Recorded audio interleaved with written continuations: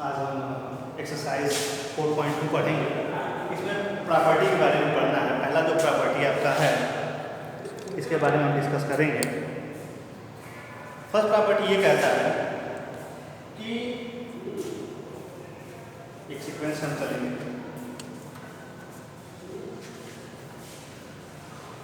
कि कोई भी एक मैट्रिक्स लें, कोई भी एक मैट्रिक्स लें या कोई भी एक डिटरमिनेंट की हम बात करें, डिटरमिनेंट को डेल्टा से भी डिनोट किया जाता है।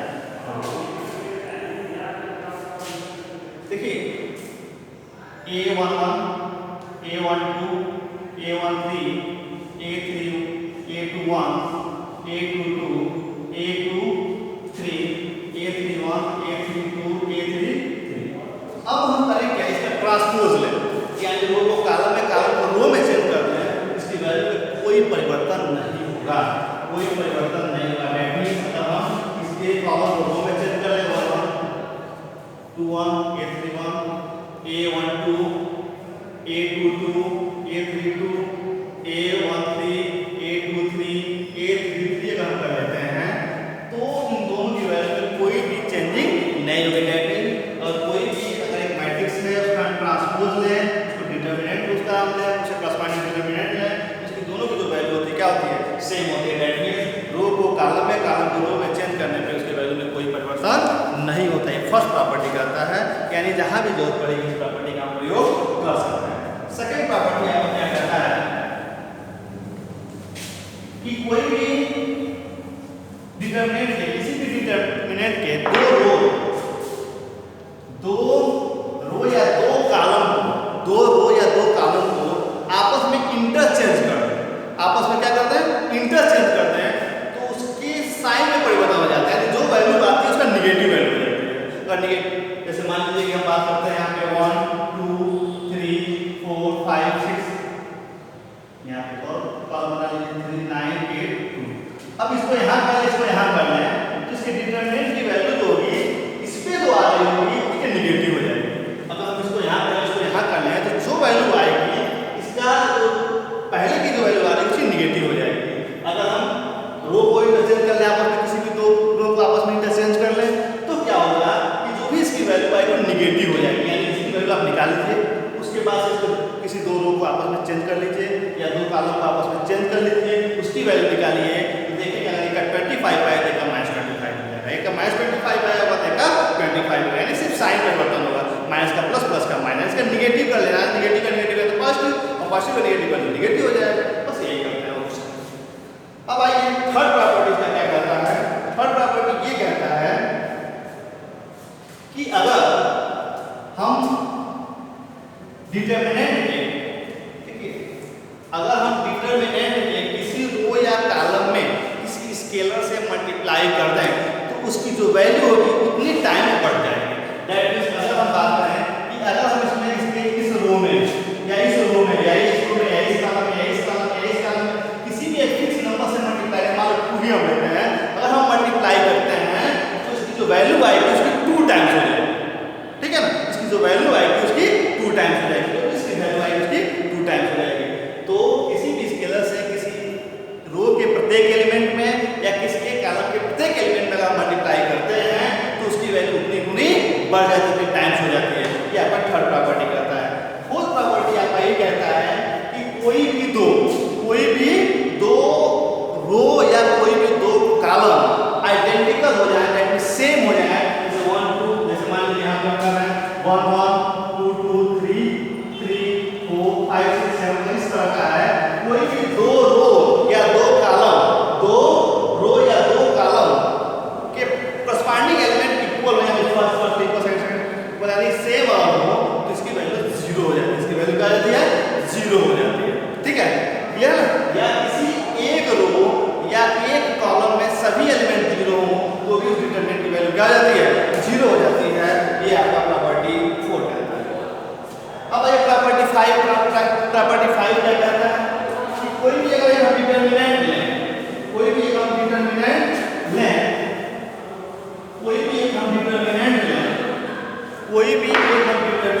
जैसे मान लीजिए यहाँ पर A1 + A2, B1 + B2, C1 +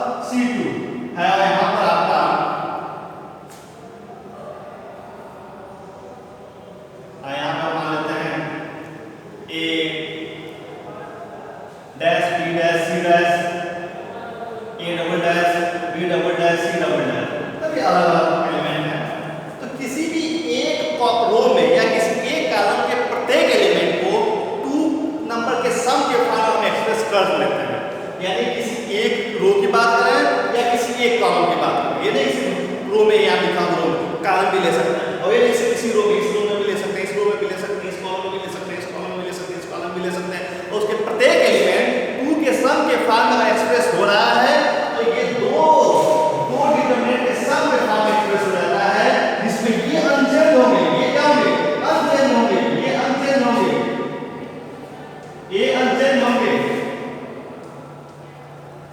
ये डबल डैश ये अनचेंज होंगे। लेकिन इसमें क्या होगा, इसमें एक एलिमेंट पहला जो पैदा होगा 1 के साथ हो जाएगा, दूसरा 1 के साथ हो जाएगा, तो मिलेगा A1 B1 C1 A2 B2 C2, इसमें 2 के सम के फॉर्म में एक्सप्रेस कर सकते हैं। ये आपका प्रॉपर्टी 5th कहता है। अब इन प्रॉपर्टियों का यूज करते हुए एक्सरसाइज के प्रॉब्लम को क्या करना है, आपको सॉल्व करना है। तो आइए इसको हम लोग सॉल्व करें। प्रॉपर्टी 6 भी है, प्रॉपर्टी 6 को भी हम जान लेते हैं। देखिए प्रॉपर्टी 6 कर रहा है कि किसी भी एक रो को लिखिए, रो के साथ दूसरे रो के प्रत्येक एलिमेंट में एक फिक्स नंबर से मल्टीप्लाई करके इसके साथ ऐड कर लें या सब्ट्रैक्ट कर लें, एडिशन का ही नेगेटिव काम हो जाता है, नेगेटिव कर लेते हैं। तो ये सब करने से पहले हम क्या करें, उसको ऐड करें तो डिटरमिनेंट की वैल्यू में कोई परिवर्तन नहीं होगा। जैसे मान लीजिए हम यहाँ लिख रहे हैं या बस सी है, मान लीजिए कॉलम है, इन दोनों को ऐड करते हुए यहाँ पे एलिमेंट हम बनाते चले तो इसकी वैल्यू में कोई परिवर्तन नहीं होगा। अगर हम मान लीजिए इसमें फिक्स नंबर से मल्टीप्लाई कर लिए, मल्टीप्लाई करने के बाद इसके साथ ऐड करते हुए इसको दूसरे में हम कन्वर्ट करते हैं तो डिटरमिनेंट की वैल्यू में कोई परिवर्तन नहीं होगा। फिर ये कहता है कि कोई भी एक डिटरमिनेंट, देखिए मैं शॉर्ट में बताने का प्रयास कर रहा हूँ क्योंकि क्लास नहीं है, ऑनलाइन क्लास है। हम करेंगे क्या, कोई भी एक कॉलम या एक रो लीजिए, उसमें कोई फिक्स नंबर से मल्टीप्लाई कर लीजिए, चाहे वो 1 ही क्यों ना हो, उसको अगर रो में किए हैं तो किसी दूसरे रो के करस्पॉन्डिंग एलिमेंट के साथ ऐड करते हुए अगर हम उसको चेंज कर लेते हैं उस करस्पॉन्डिंग रो या कॉलम को, तो डिटरमिनेंट की वैल्यू में किसी भी प्रकार की कोई परिवर्तन नहीं होता है, डिटरमिनेंट की वैल्यू वही रह जाती है। जैसे एग्जांपल के तौर पर अगर आप देखें 1 2 3 4 5 6 7 8 9 है, ठीक है, इसके प्रत्येक किसी भी एक कॉलम या किसी भी एक रो में किसी एक फिक्स नंबर से मल्टीप्लाई दूसरे के साथ ऐड कर ली, इसकी वैल्यू कोई परिवर्तन नहीं, इसकी वही वैल्यू होगी जो पहले जो कॉलम को है थर्ड प्रत्येक कॉलम का मतलब एलिमेंट का ऐड करके आप चेंज कर लीजिए तो देखिए इसकी डिटरमिनेंट की वैल्यू क्या होगी, तो इसी की बनाएंगे वैल्यू 1 प्लस 3 क्या जाएगा आपका 4 प्लस 6 क्या जाएगा आपका 10 7 प्लस 9 क्या जाएगा आपका 16, इसके बाद इसको अनचेंज रखिए तो इसके वैल्यू में कोई परिवर्तन नहीं है, दोनों वैल्यू क्या होगी, सेम इसी तरह से अगर आप एक फिक्स नंबर से इसको मल्टीप्लाई करेंगे उसके बाद ऐड कीजिए तो इस वैल्यू में कोई परिवर्तन नहीं होगी। इस प्रॉपर्टी को कहते हैं 6 नंबर का प्रॉपर्टी, आप इसको जान लें। अब इनका प्रयोग करते हुए एक्सरसाइज के प्रॉब्लम को क्या करना है, हमको सॉल्व करना है।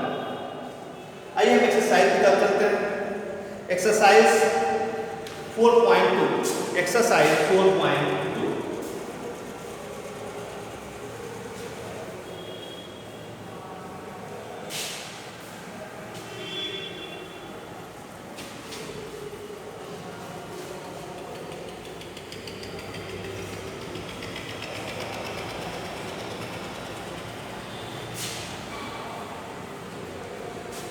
Problem number first.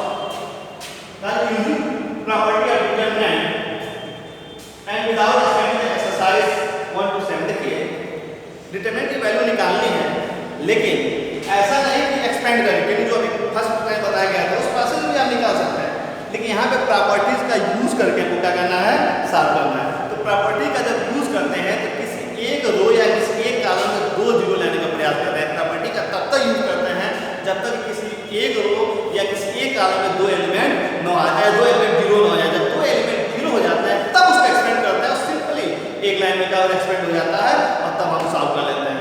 That means without property का हमें नहीं सॉल्व करना चाहें तो सारे प्रॉब्लम में जो भी प्रॉब्लम दिए गए हैं उनको आप चाहे तो डायरेक्ट वे से भी सॉल्व कर सकते हैं, जैसे कि फर्स्ट एक्सरसाइज में आपको बताया गया है, 4.1 एक्सरसाइज में बताया गया। तो आइए यहाँ पर प्रॉपर्टी का यूज करते हुए हम सॉल्व करेंगे। जैसे फर्स्ट प्रॉब्लम दिया गया है x y z a b c x plus a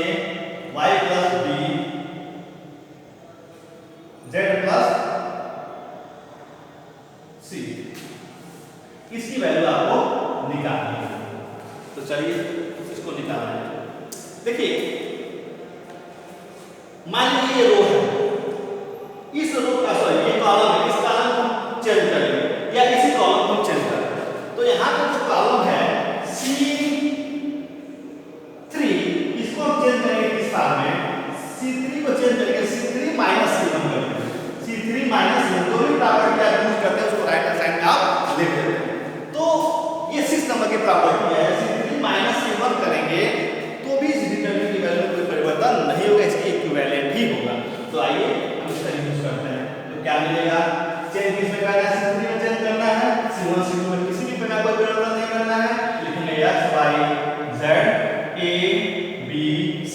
C3 में करना है x plus a, C3 minus C1 करना है तो x plus a minus s करेंगे तो x plus a minus s क्या हो जाएगा, minus s plus s cancel हो, क्या मिलेगा हमको, a मिल जाएगा। चलिए y plus b minus y आपको क्या मिल जाएगा, y b मिल जाएगा। z plus c minus z cancel हो जाएगा, क्या मिल जाएगा आपको, c मिल जाएगा। और एक प्रॉपर्टी में आपको बताया गया था कि किसी भी दो रो या किसी दो कॉलम के एलिमेंट आइडेंटिकल हो जाए, करस्पॉन्डिंग एलिमेंट का सेम हो जाए, उस केस में डिटरमिनेंट की वैल्यू क्या आ जाती है, 0 हो जाती है। और यहाँ पे देख रहे हैं दो कॉलम में जो करस्पॉन्डिंग एलिमेंट सेम है, a b b c c है, इसी वैल्यू क्या आ जाएगी, 0 हो जाएगी। तो विदाउट एक्सपेंड किए हुए प्रॉपर्टी का यूज करते हुए हमने इस प्रॉब्लम का किया सॉल्व कर दिया। आइए तो सेकंड प्रॉब्लम देखा जाए।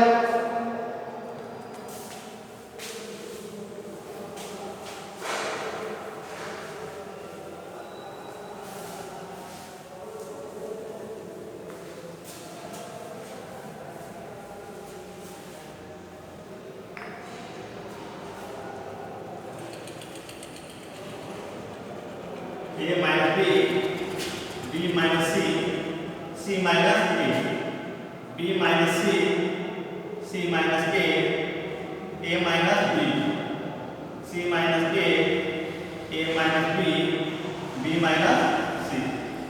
चलिए इसको सॉल्व किया जाए, इस डिटरमिनेंट की वैल्यू फाइंड किया जाए। तो देखिए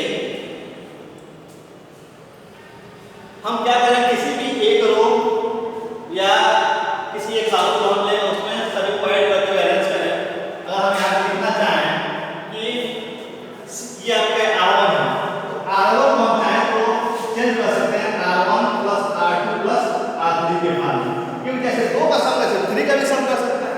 तो R1 यहाँ है, वहाँ पे R1 plus R2 plus R3 कर लिया, इसके प्लेस पे इन तीनों को ऐड करेंगे। तो जब इन तीनों को ऐड करेंगे तो मिलेगा a minus b plus b minus c plus c minus a, तो a से a, b से b, c से c कैंसिल, क्या मिल जाएगा आपको, 0 मिल जाएगा। ठीक है, यहाँ पे इसे ऐसे करें तो क्या मिल जाएगा, 0 मिल जाएगा और 0 मिल जाएगा। और यहाँ पे आपका b minus c, c minus a minus b, c minus a minus b minus e हो जाएगा।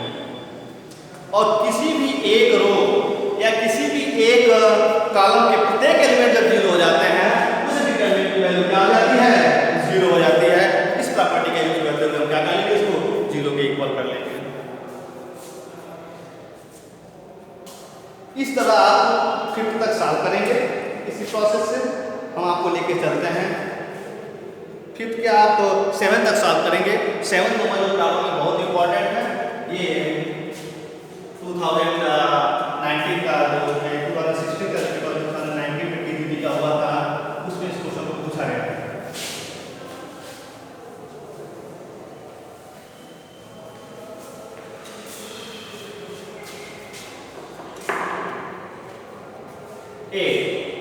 एट का first 1 1 1 a b c a square b square c square, इसको हमको प्रूफ करना है, इसके इक्वल प्रूफ करना है a minus b minus c into c minus a के इक्वल प्रूफ करना है। तो चलिए प्रूफ किया जाए। देखिए इसका लेफ्ट हैंड साइड हम लेंगे 1 1 1 a b c a square b square c square. अब आइए मैंने आपको बताया था कि रो को कॉलम को रो में चेंज करें, इसकी वैल्यू में कोई परिवर्तन नहीं होता। और आप सीखे क्या है कि फर्स्ट रो के एलांग आप एक्सप्रेस करना इसका इस वैल्यू निकालना आप सीखें, इसलिए हम फर्स्ट रो को में ही 2 0 लाने का प्रयास करेंगे। क्योंकि मैंने बताया प्रॉपर्टी के यूज यूज करते हुए प्रॉपर्टी का यूज करते हुए किसी एक रो या किसी एक कॉलम में 2 जीरो लाने का प्रयास करते हैं। तो आइए रो को कॉलम में कॉलम को रो में रो को कॉलम में कॉलम को रो में चेंज करेंगे तो इसकी वैल्यू में कोई परिवर्तन नहीं होगा। जैसे इसको लिख सकते हैं 1 1 1 a b c a square b square c।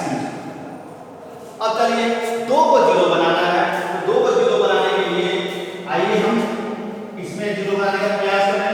अगर हम इसको जीरो बनाना चाहते हैं तो ये c1 है c2 है, c1 माइनस c2 कर ले तो जीरो हो जाएगा। तो हम क्या करेंगे c1 यहाँ राइट साइड में लिखेंगे c1 is equal to c1 minus c2 लिख लेंगे। c1 चेंज हो रहा है, c2 चेंज नहीं हो रहा है, c2 में भी हम अप्लाई कर सकते हैं। जिसमें चेंज नहीं उसमें साथ साथ अप्लाई कर सकते हैं, नहीं तो आप एक स्टेप के बाद कीजिए, दो तरह से सही है। और c2 आप चेंज करेंगे, c2 नहीं बदला है, c1 बदल रहा है। जो बदल रहा होगा उसी अगर एक साथ 2 प्रॉपर्टी का यूज करते हैं जहां बदलाव हो रहा है उसके साथ दोबारा नहीं करना चाहिए। नेक्स्ट हो उसमें आप कर सकते हैं c2 का चेंज कर सकते हैं c3 माइनस c1 का यूज करते हैं। ठीक है, तो क्या मिलेगा, जहां c1 है वहां होना चाहिए c1 माइनस c2, c1 के प्लेस पे c1 माइनस c2 होना चाहिए। जब 1 माइनस करेंगे तो क्या मिल जाएगा, आपको 0 मिल जाएगा। a माइनस b करेंगे तो क्या मिल जाएगा, a माइनस b मिल जाएगा। यहां से a square minus b square मिल जाएगा। सेम इसी प्रोसेस से c2 निकालेंगे c3 माइनस c1 करते हुए, या सॉरी c2 को निकालेंगे c2 माइनस c3 करेंगे, c2 minus c3 c2 minus c3 के लिए। तो अब ये भी बदलेगा, c2 माइनस c3 करेंगे तो 1 minus 1 0, b minus c b minus c b square minus c b square minus c square. और इसको अनचेंज रखेंगे कि इसमें किसी भी प्रकार कोई परिवर्तन नहीं है। तो अब देख रहे हैं कि 2 जीरो हो चुका है, अब प्रॉपर्टी ज्यादा यूज करने की जरूरत नहीं है। अब हम करेंगे क्या कि आप जानते हैं किसी भी रो में या किसी भी ये कॉलम में प्रत्येक एलिमेंट फिक्स नंबर से मल्टीप्लाई होती है, वैल्यू उतनी बढ़ जाती है। ठीक है, तो अगर डिवाइड करेंगे तो क्या हो जाएगी, लेस हो जाएगी। तो यहां पे हम क्या करेंगे, देखिए कौन सा कॉलम है, कौन सा कॉमन है, जो कॉमन होता है उसको हम बाहर कर सकते हैं। तो जो भी बाहर करेंगे कॉमन करेंगे उसको बाहर लिखते जाते हैं, यहां लिखते जाएंगे। तो यहां पे देख रहे हैं कि अगर हम कॉमन करना चाहें तो b minus c into b minus c लिखकर b माइनस c बाहर कर सकते हैं। क्या यहां पर सॉरी a माइनस b लिख के a माइनस b को बाहर कर सकते हैं। ठीक है, बाहर करने का मतलब प्रत्येक एलिमेंट को a माइनस b से डिवाइड करना है, और 0 को a माइनस b से डिवाइड करके 0 मिल जाएगा, a माइनस b को a माइनस b से डिवाइड करके 1 मिल जाएगा। इसको डिवाइड करके a minus b a plus b होता है, a माइनस b से a माइनस b कैंसिल हो गया, a प्लस b बच जाएगा। तो यहां से हम a माइनस b कॉमन लेंगे, a माइनस b कॉमन लेंगे। ठीक है, तो क्या मिलेगा हमको, 0 से कॉमन लेंगे तो प्रत्येक एलिमेंट का नहीं फर्स्ट कॉलम के प्रत्येक एलिमेंट को हम क्या करेंगे, माइनस b से डिवाइड करेंगे। तो क्या आ जाएगा, 1 हो जाएगा। इसको हम लिख सकते हैं a square minus b square, a plus b a minus b, a minus b से a माइनस b कैंसिल हो जाएगा और a प्लस b यहां मिल जाएगा। अब सेकंड कॉलम के बाद b माइनस यहां भी कॉमन है, b माइनस यहां भी कॉमन है, यहां जीरो बना हो तो कॉमन नहीं होगा, यहां हम निकालेंगे b माइनस c। तो यहां से क्या मिलेगा, इसको b माइनस c से डिवाइड करेंगे तो 0, इसको डिवाइड करेंगे तो 1, और इसको डिवाइड करेंगे तो b minus c into b plus c होता है, तो b minus c b minus c cancel हो जाएगा, तो मिलेगा b प्लस c। कैंसिल हो जाएगा b प्लस c। और ये आपका यहां से कोई काम नहीं मिलेगा, इसको इसी तरह से नोट कर लीजिए। जब किसी भी एक रो या किसी एक कॉलम में एक कॉलम में 2 जीरो हो जाता है, तब हम इसको एक मतलब स्टेप में हम थोड़ा सा एक्सपेंड कर सकते हैं, लेकिन स्टार्टिंग से एक्सपेंड करते हुए हम नहीं चलेंगे। तो आइए यहां से हम करेंगे, अब हम इसको एक्सपेंड करेंगे। तो हमने क्या बताया था, ये 0 है, 0 इनटू समथिंग 0, 0 इनटू समथिंग 0, यहां जब आएगा तो प्लस माइनस प्लस बताया था, तो वहां से उसी स्टेप को लिखेंगे a minus b minus c determinant value हम निकालेंगे। तो क्या मिलेगा हमको 1 1, और यहां पे क्या करेंगे 1 लेकर इसको छोड़ देंगे और इसको छोड़ देंगे, इनको साथ करेंगे, इसको साथ करेंगे। तो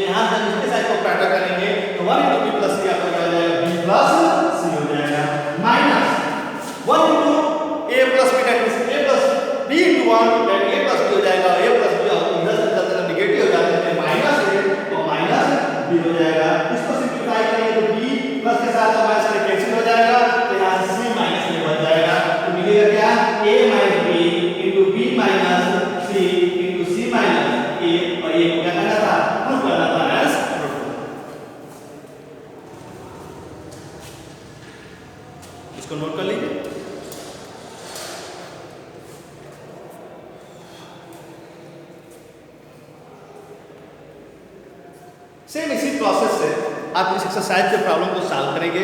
किसी भी प्रकार की कोई भी समस्या हो, सब में इसी प्रोसेस को अप्लाई करना है। किसी भी प्रकार की कोई भी समस्या होती है तो आप उसको सेंड कर सकते हैं। उसको मैं पुनः साफ करके आपको उसका वीडियो बना के भेज दूंगा। डिटरमिनेंट का यूज करते हुए एरिया में ट्राइंगल निकालते हैं, यानी डिटरमिनेंट का यूज करते हुए एरिया में ट्राइंगल कैसे निकालते हैं। डिटरमिनेंट का यूज करते हुए एरिया में ट्राइंगल, यानी कोई भी ट्राइंगल है, ट्राइंगल के वर्सेस का कोऑर्डिनेट दिया गया है, तो आप एरिया कैसे फाइंड करेंगे। देखिए टू डायमेंशन में 2D में अगर आपको एक ट्राइंगल दिया गया है, अगर आपको एक ट्राइंगल दिया गया है, मान लीजिए कि ट्राइंगल है ABC। ए का कोऑर्डिनेट जो है वो है x1y1, बी का जो कोऑर्डिनेट है वो x2y2, सी का जो कोऑर्डिनेट है वो x3y3 है। तो इसका एरिया क्या होगा, एरिया का फार्मूला क्या होगा, डिटरमिनेंट का यूज करते हुए भी आप निकाल सकते हैं। जो आप 10th में पढ़े हुए थे जो फार्मूला वही है, बस उसी डिटरमिनेंट का एक्सपेंडेड फॉर्म है।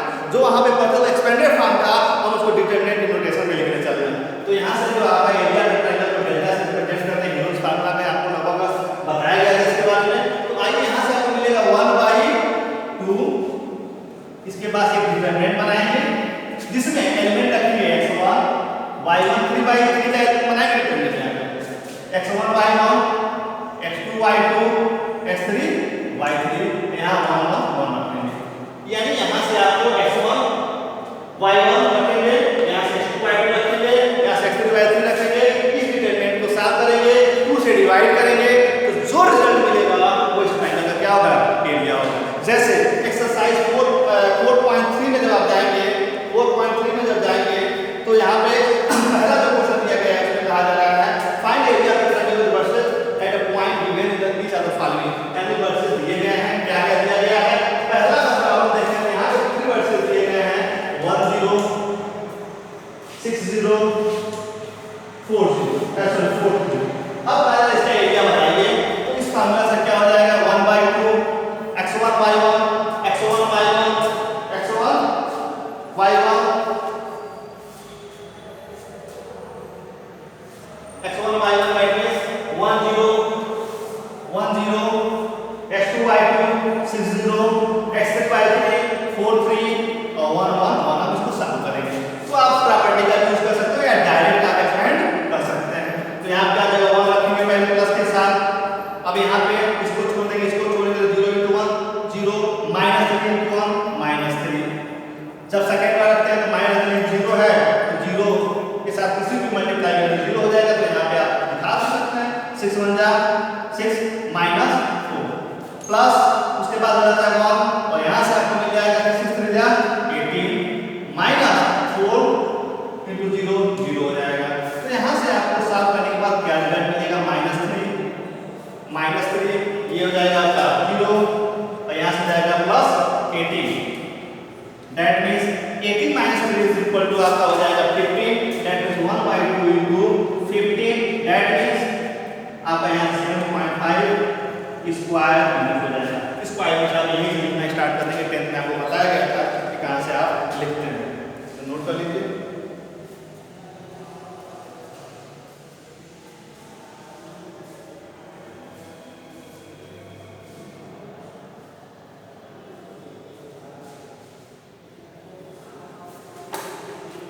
यूनिट लिखना आप कभी भी आपको बोलना नहीं चाहिए, मैं बार बार बताता हूँ, जैसे ही बताते आ रहा हूँ।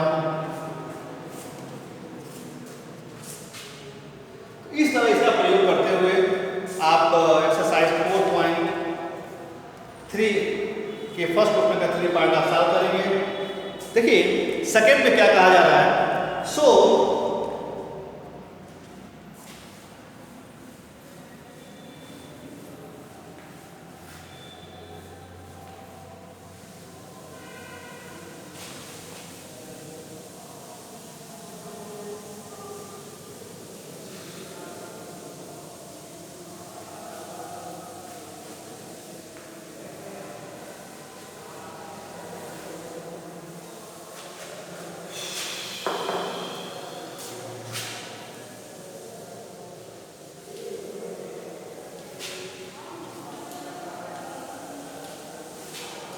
बी सी प्लस ए सी ए प्लस बी। 3 पॉइंट दिए गए हैं, ए बी सी करके 3 पॉइंट दिए गए हैं, दिखाने के कोलिनियर है। तो आप 10th में ही बताए थे कि कोई भी 3 पॉइंट कोलिनियर तभी होंगे जब उनके एरिया का 0 के इक्वल हो जाए। दैट मींस ये जो तीनों पॉइंट दिए गए हैं, इन तीनों पॉइंट जो कोऑर्डिनेट दिए गए इसके हेल्प से आप एरिया निकालेंगे, एरिया में ट्रायंगल निकालेंगे।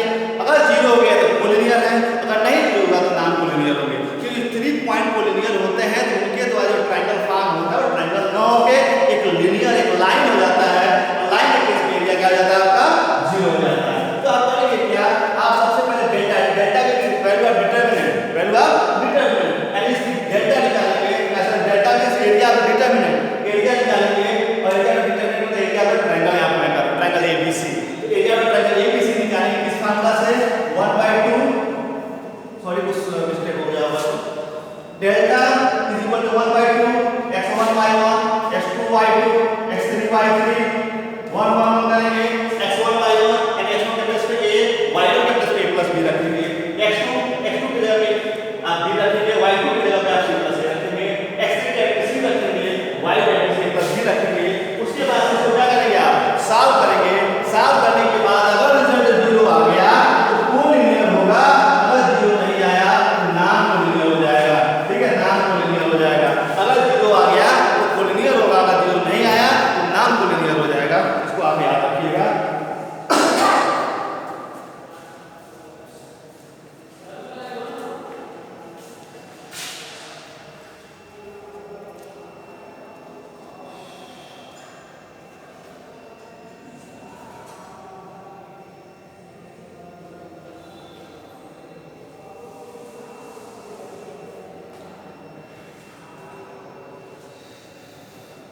इसके बाद से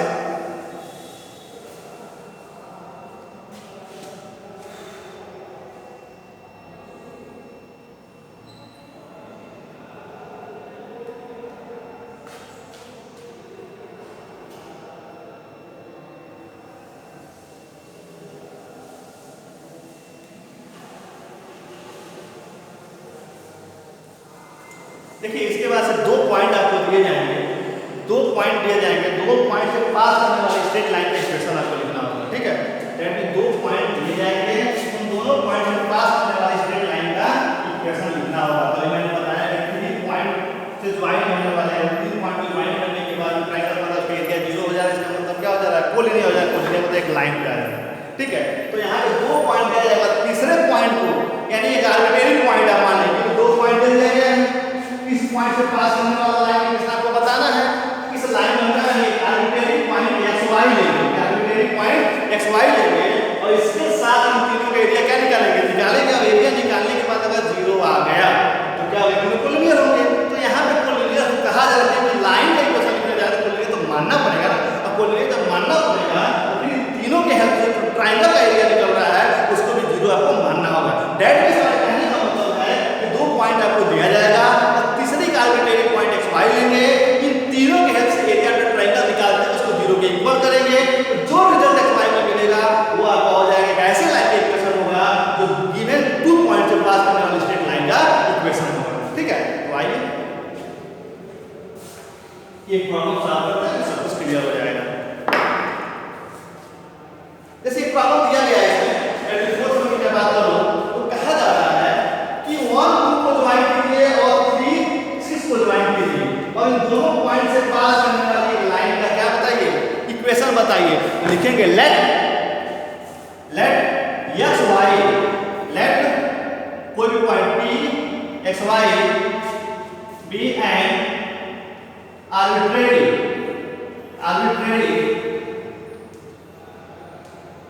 point on the given line, and given line का arbitrary point का मतलब px y मान लिया।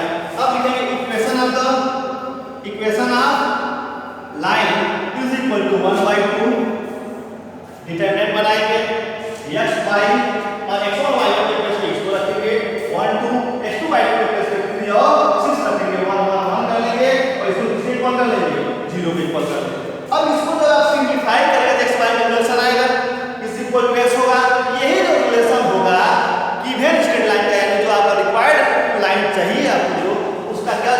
इक्वेशन हो जाएगा। तो आप इसको सॉल्व करेंगे और सॉल्व करने के बाद डायरेक्ट सॉल्व करना तो यहाँ पे सिर्फ सिंप्लीफाई करना है आपको।